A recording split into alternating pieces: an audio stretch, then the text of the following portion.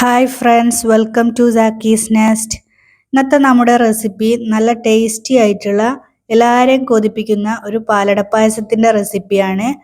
അപ്പോൾ നമുക്ക് പെട്ടെന്ന് തന്നെ പാലടപ്പായസം തയ്യാറാക്കാം.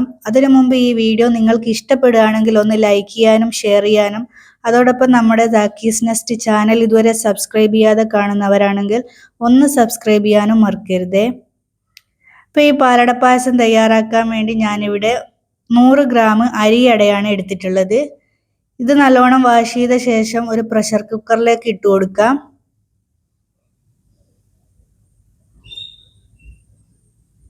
ഇനി ഇതിലേക്ക് അട വേവാൻ ആവശ്യമായിട്ടുള്ള വെള്ളവും കൂടി ചേർത്ത് കുക്കർ അടച്ച് വെച്ച് മീഡിയം ഫ്ലെയിമിൽ ഒരു വിസിൽ വരുന്നത് വരെ വേവിച്ചെടുക്കാം.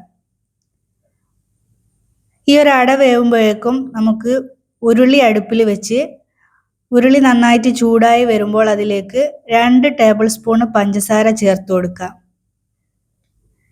ഈ പഞ്ചസാര സൈഡൊക്കെ നല്ലോണം മെൽറ്റായി വരുമ്പോൾ നമുക്കിത് നല്ലോണം മിക്സാക്കി ഇളക്കി കൊടുക്കാം.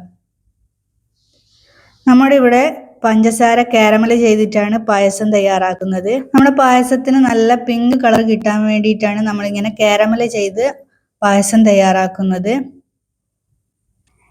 ഇപ്പം ഈ പഞ്ചസാരയൊക്കെ നന്നായിട്ട് കാരമലായി വന്നിട്ടുണ്ട്. ഇതിലിങ്ങനെ നന്നായിട്ട് പതകളൊക്കെ വരുമ്പോൾ അതിലേക്ക് 1/2 കപ്പ് വെള്ളം ചേർത്ത് നന്നായിട്ടൊന്ന് മിക്സാക്കി എടുക്കാം. ഇതിൽ അല്പം കട്ടകളൊക്കെ ഉണ്ടാവും, അതൊക്കെ നന്നായിട്ട് മെൽറ്റായി വരുന്നത് വരെ ഒന്ന് മിക്സാക്കി കൊടുക്കുക.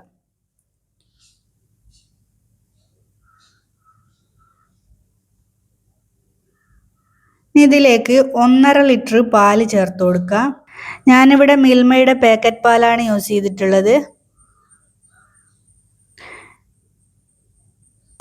പാല് ചേർത്ത് കൊടുത്തതിന് ശേഷം നമുക്കിതൊന്ന് മിക്സാക്കി എടുക്കാം. അപ്പോഴേക്കും വേവിക്കാൻ വെച്ചിട്ടുള്ള അട വെന്തിട്ടുണ്ട്. ഇനി ഈ കുക്കറിൻ്റെ പ്രഷറൊക്കെ കളഞ്ഞതിന് ശേഷം കുക്കർ ഓപ്പൺ ചെയ്ത് നമുക്ക് ഈ അട ഒരു സ്ട്രെയിനറിലേക്ക് ഇട്ട് ഊറ്റിയെടുക്കാം. ഇനി ഇതിലേക്ക് വെള്ളം ഒഴിച്ച് നന്നായിട്ടൊന്ന് വാഷ് ചെയ്തെടുക്കാം. ഒരു 2-3 പ്രാവശ്യം ഇങ്ങനെ വാഷ് ചെയ്തെടുക്കാം. അതിൻ്റെ ഇടയിലൊക്കെ ഞാനിവിടെ പാലിങ്ങനെ ഇളക്കി കൊടുക്കുന്നുണ്ട്. ഇനി ഒരു പാൻ അടുപ്പിൽ വെച്ച് പാൻ ഒന്ന് ചൂടായി വരുമ്പോൾ അതിലേക്ക് 1 ടേബിൾ സ്പൂൺ ബട്ടർ ചേർത്ത് കൊടുത്ത് ഈ ബട്ടർ നന്നായിട്ട് മെൽറ്റായി വരുമ്പോൾ അതിലേക്ക് നമ്മൾ വേവിച്ച് വെച്ചിട്ടുള്ള അട ചേർത്ത് നന്നായിട്ട് വഴറ്റി കൊടുക്കാം. ഈ അടയും ബട്ടറും നന്നായിട്ട് യോജിച്ച് വരുന്നത് വരെ നന്നായിട്ടൊന്ന് വഴറ്റി കൊടുക്കണം. ഇപ്പം ഈ അട നന്നായിട്ടൊന്ന് വഴറ്റിയെടുത്തിട്ടുണ്ട്. ഇനി ഇതിൻ്റെ ഫ്ലെയിം ഓഫ് ചെയ്ത ശേഷം ഇവിടെ മാറ്റി വെക്കാം. ഇപ്പം നമ്മുടെ പാൽ ഇവിടെ നന്നായിട്ട് തിളച്ച് വരുന്നുണ്ട്. ഇനി ഇതിലേക്ക് ഒരല്പം പഞ്ചസാര ചേർത്ത് കൊടുക്കാം. ഞാനിവിടെ ഈ പായസം തയ്യാറാക്കാൻ വേണ്ടി മൊത്തത്തിൽ 1/2 കപ്പ് പഞ്ചസാരയാണ് യൂസ് ചെയ്തിട്ടുള്ളത്. ഈ പഞ്ചസാര മൊത്തത്തിൽ ഒന്നായിട്ടങ്ങ് ഇട്ട് കൊടുക്കുന്നില്ല.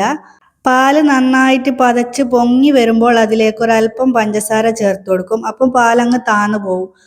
വീണ്ടും പാല് നന്നായിട്ട് തിളച്ച് പൊങ്ങി വരുമ്പോൾ വീണ്ടും ഒരല്പം പഞ്ചസാര ചേർത്ത് കൊടുക്കും. അങ്ങനെയാണ് ഞാനിവിടെ പഞ്ചസാര ചേർത്ത് കൊടുക്കുന്നത്. ഇനി പാല് നന്നായിട്ട് വെന്ത് കുറുകി വരുന്നത് വരെ നമുക്ക് ഈ പാല് നന്നായി കൈവിടാതെ ഇളക്കി കൊടുക്കാം. ഇങ്ങനെ ഇളക്കി കൊടുക്കാതിരിക്കുമ്പോൾ ഈ പാലിൽ പെട്ടെന്ന് തന്നെ പാട കെട്ടാൻ സാധ്യതയുണ്ട്. അതുകൊണ്ടാണ് കൈവിടാതെ ഇളക്കി കൊടുക്കണം എന്ന് പറയുന്നത്. പാല് നന്നായിട്ട് വെന്ത് കുറുകി വരുമ്പോഴാണ് ഈ പായസത്തിന് നല്ല ടേസ്റ്റ് കിട്ടുക. ഇപ്പം നമ്മുടെ പാലിൻ്റെ കളറൊക്കെ നന്നായിട്ട് ചേഞ്ചായി വരുന്നുണ്ട്. അതോടൊപ്പം തന്നെ ഈ പാല് കുറുകാനും തുടങ്ങിയിട്ടുണ്ട്. 45 മിനിറ്റ് കൊണ്ടാണ് എനിക്കിവിടെ ഈ പാലടപ്പായസം റെഡിയായി കിട്ടിയിട്ടുള്ളത്. അതുവരേക്കും ഞാനിവിടെ ഹൈ ഫ്ലെയിമിൽ വെച്ചിട്ടാണ് ഈ പാല് കുറുക്കിയെടുക്കുന്നത്. നമ്മൾ ഈ പായസത്തിൽ അണ്ടിപ്പരിപ്പും മുന്തിരിയൊന്നും വറുത്ത് ചേർത്ത് കൊടുക്കുന്നില്ല കേട്ടോ. പാല് നന്നായിട്ട് കുറുകി വരാൻ തുടങ്ങിയിട്ടുണ്ട്. ഇനി ഇതിലേക്ക് നമ്മൾ വേവിച്ച് ബട്ടറിലൊക്കെ വഴറ്റി വെച്ചിട്ടുള്ള അട ചേർത്ത് കൊടുക്കാം. അട മുഴുവനായിട്ടും ചേർത്ത് കൊടുത്തതിന് ശേഷം പാല് നന്നായിട്ടൊന്ന് മിക്സാക്കി കൊടുക്കാം. ഈ അട പാലും പഞ്ചസാരയും നന്നായിട്ട് പിടിച്ചു വരുന്നത് വരെ ഒന്നുകൂടി കുക്ക് ചെയ്തെടുക്കണം. ഇതൊരല്പം കൂടി കുറുകി റെഡിയായി വരാനുണ്ട്. അതുവരേക്കും നമുക്ക് ഈ പാല് കൈവിടാതെ ഇളക്കി കൊടുക്കാം. ഈ പായസം ഇവിടെ ഏകദേശം റെഡിയായി വന്നിട്ടുണ്ട്. ഇനി ഈ പായസത്തിൻ്റെ ടേസ്റ്റ് ഒന്ന് ബാലൻസ് ചെയ്യാൻ വേണ്ടി ഇതിലേക്ക് 2 പിഞ്ച് ഉപ്പ് ചേർത്ത് കൊടുക്കാം. ഉപ്പ് ചേർത്ത് കൊടുത്തതിന് ശേഷം നന്നായിട്ടൊന്ന് മിക്സാക്കി എടുക്കാം. ഇതിലേക്ക് 1 ടേബിൾ സ്പൂൺ ഏലക്ക പൊടിച്ചത് കൂടി ചേർത്ത് കൊടുക്കാം. ഈ ഏലക്കാപ്പൊടി ചേർത്ത് കൊടുക്കുമ്പോൾ ഈ പായസത്തിനൊരു പ്രത്യേക മണം തന്നെയായിരിക്കും. ഇതിലേക്ക് 1 ടേബിൾ സ്പൂൺ ബട്ടർ കൂടി ചേർത്ത് കൊടുത്ത് നന്നായിട്ടൊന്ന് മിക്സാക്കി എടുക്കുക. ബട്ടർ ഒന്ന് നന്നായിട്ട് മെൽറ്റായി വരുന്നത് വരെ ഒന്ന് മിക്സാക്കി കൊടുക്കുക.